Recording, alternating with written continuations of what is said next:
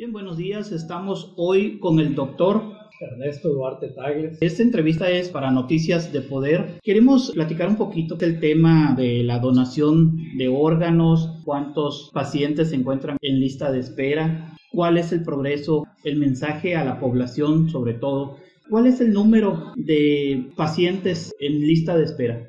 Primeramente, Román, muchas gracias por el interés de este tema. Actualmente en el estado hay 348 personas en situación de espera para un trasplante de riñón. Y también hay personas que están esperando córnea, que son 18, y 4 personas que están esperando un trasplante de hígado. Estas 348 son una parte de las 17.027 personas en todo el país esperando por un órgano, por un riñón, ¿no? Bien, ¿cuál es el mecanismo que se lleva a cabo desde conseguir un donante hasta poder trasplantar ese órgano que se logra conseguir? Hay que recordar que existen dos tipos de donantes, el donante vivo y el donante cadavérico. El donante cadavérico a su vez se divide en dos, el que falleció por muerte encefálica y el que falleció por paro cardíaco. Es el primero, el de muerte encefálica, que es el que permite donar órganos. El donante vivo es el clásico y el más conocido, es el que se le extrae un riñón para dárselo a otra persona. Generalmente son entre parientes, ¿sí? Pero toda esta cantidad de personas, las 17,000 que estaba comentando, son personas que ya vieron la posibilidad de tener un donante y no lo encontraron, y entonces entran en una lista de espera. La lista de espera consiste en que el médico tratante le propone el trasplante al paciente y entonces se le hace una serie de estudios que se llaman protocolo pretrasplante para ver que la persona esté apta para recibir el órgano. Una vez que cumple con este protocolo, se presenta ante un comité hospitalario de trasplantes que examinan todo esa serie de exámenes y determinan que es factible realizar el trasplante. Es decir, no es una situación que dependa de una persona, sino es colegiada por un grupo de médicos, pero también de trabajadores sociales, de psicólogos. Se emite entonces una constancia que es otorgada por el Registro Nacional de Trasplantes, dependiente del Centro Nacional, y ese da una cédula de identidad que es única y que se obtiene también junto con el CURP del donante, y eso lo habilita para que pueda ser susceptible de trasplante. Si no tiene eso, no puedes trasplantarse, y eso es una de las cosas que le da certeza al sistema de que lo que se está haciendo es transparente y es honesto.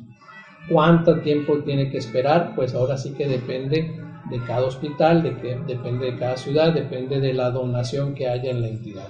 Por eso es lo importante de decir sí a la donación. ¿Qué tan difícil es esta situación todavía en el estado de Sonora?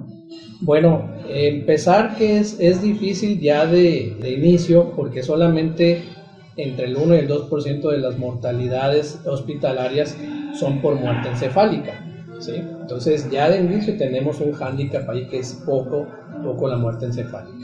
Si tomamos en cuenta que la tasa de donación por millón de habitantes en el estado de Sonora es de 8 donantes, aclarar que en el país es de 4 donantes por millón de habitantes, o sea, estamos el doble, y hace 2 años la tasa de donación era del 12, por efecto de la pandemia pues disminuyó, pero aún así seguimos estando por arriba de la media nacional.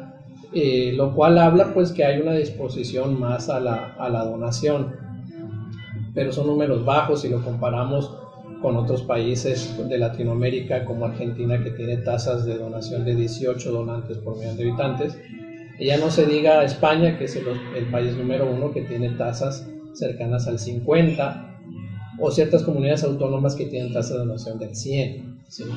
Entonces eso es difícil porque ya de entrada, como le dije, no todas las defunciones son factibles donar, pero tenemos que ir por ellas, crear conciencia, que la gente, aun y cuando están en un trance emocional por la pérdida del familiar, que reciban a ese coordinador hospitalario de donación, sean receptivos y vean que la donación de órganos es real, es factible, y que va a ayudar a 2 personas que requieren un riñón, una persona que requiere un hígado y así todos los órganos, ¿no? Doctor Tagles, ¿cuánto tiempo tiene usted al frente del Centro Estatal de Trasplantes en febrero de 2016, pero ya trabajando en este tema desde marzo de 2007? Estoy viendo por la donación de órganos y los trasplantes. ¿Qué tanto ha progresado desde que ingresó, desde que se puso al frente del centro de donación? Me gustaría más que la gente, ustedes lo vieran. Creo yo que sí ha mejorado, se ha difundido más el tema, y esto es gracias a ustedes, a los medios de comunicación que han sido receptivos cuando les hemos tocado la puerta para que nos abran los micrófonos para difundir el tema, ¿no? Sonora siempre se ha caracterizado por tener más donaciones a nivel nacional, y sí ha ido creciendo, ¿no? Paulatinamente empezamos con el 6, después subió al 7, al 8, y como te digo, llegamos a tener 12 donantes por millón de habitantes. Pues este tipo de oportunidades donde ustedes, los medios, en este caso Noticias de Poder, allá en Nogales, se transmite y nos ayuden a replicar la información y decir que esto es importante, que es real, pues va a servir mucho. ¿Se han probado algunas técnicas para decirle al familiar? Voy a manejarlo así como especulación. Existen varios mitos de que si dono puede suceder esto o lo otro. ¿Está muy arraigado ese problema? Yo creo que sí hay, pero yo creo que definitivamente la mayoría de los no vienen derivados de un desconocimiento del tema. El género humano por naturaleza le tiene miedo a lo desconocido. ¿Cuál es la situación? Pues aquí difundirles, decirles qué es y qué no es. Esa es nuestra labor en el Centro Estatal de Trasplantes. Nuestras redes sociales están abiertas las 24 horas. Pero hay personal de guardia. Hay personal, así es. En los hospitales también. Yo les invitaría a que toda duda la consulten pues con los que estamos encargados de esto, ¿no? O con ustedes que nos han ayudado, y le preguntan a ustedes, pero ustedes háganoslo saber. Sí. La pregunta, y siempre vamos a estar dispuestos a contestar, porque creo que la base de que la gente se convenza es la transparencia y es la información de cualquier aspecto. Es válido tener dudas, y entonces nosotros tenemos que estar dispuestos a responder todo eso, porque en la medida en que lo conozcan se van a convencer de la donación de órganos. La situación es difícil en el momento en que el familiar pues está entrando en un proceso de duelo. Sí, claro. Si te referías específicamente ahí, lo que les hicimos la entrevista familiar, sí es un momento, pues, pero no hay otro momento en que le podamos decir, o sea, la familia muchas veces pueden pensar que somos insensibles, y no se trata de eso. Pero cuando hay una defunción por muerte encefálica, que hay que dejar muy claro que ya no es una persona viva quien tenga muerte encefálica, aunque le vean que tiene un trazo cardíaco. Este es mantenido por medicamentos por unas cuantas horas. El cuerpo invariablemente entra en un proceso de deterioro. Y es la intención médica, ¿no?, de mantener esos órganos para lo más posible vivos. Para la donación. Sí. Si no hay donación, no tiene caso dar los medicamentos. Obviamente hay que aclarar que aunque la ley general de salud permite la desconexión en casos de muerte encefálica, es decir, que esté confirmada la defunción, esta no se hace si el familiar no lo autoriza, ¿sí? Pero aquí sí hay que decir, pues, ¿qué caso tiene estar administrando medicamentos si ya es un cuerpo? Esto equivale a que si tenemos un cuerpo en un ataúd, le ponemos un suero y le empezamos a dar medicamentos. ¿Van a hacer efecto? Pues no, es exactamente lo mismo. La muerte encefálica es esa situación. Y en lo que preguntabas hace rato de que la familia dice que autoriza la donación, no. La familia consiente la decisión del que falleció. Entonces, pero la decisión ya fue tomada. Por eso lo más importante, es muy importante que que lo dejen en una licencia de conducir, que lo dejen en sus licencias de la escuela, las credenciales de identificación del trabajo, lo que sea. Pero lo más importante es que a su familia le hagan saber la decisión de ser donantes, porque la familia va a consentir lo que en vida les manifestó. Pero los que autorizan la donación no es la familia. La familia simplemente está cumpliendo la voluntad. ¿Qué pasa si nunca lo hablaron? Bueno, pues ahí abogamos a que recuerden a su fallecido y digan, si estuviera presente, que nos diría. Pero para ahí necesitamos saber, y necesita la gente saber qué es la donación de órganos, y que no es otra cosa más que ayudarle a quien lo necesita a seguir viviendo. Es prolongar la vida de alguien que necesita un trasplante cuando nosotros ya estamos muertos.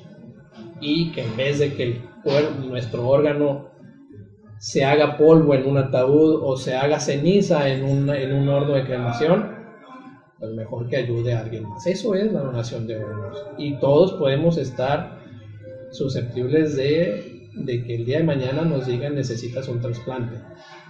5% de los que nos están viendo en un futuro inmediato o inmediato les van a escuchar esa triste noticia directa o indirectamente, o sea, ellos van a necesitar, o su familia van a escuchar el que necesitas un trasplante. Tienes una enfermedad que solamente es curable con trasplante. Es poco, ¿sí? 5%, pero todos los que te están viendo y que te siguen van a poder estar en la posibilidad de ser donantes en un momento dado, porque todos vamos a morir. Ahí viene la situación de convencernos y de ayudar, pues, o sea, ¿para qué vamos a tirar nuestros órganos?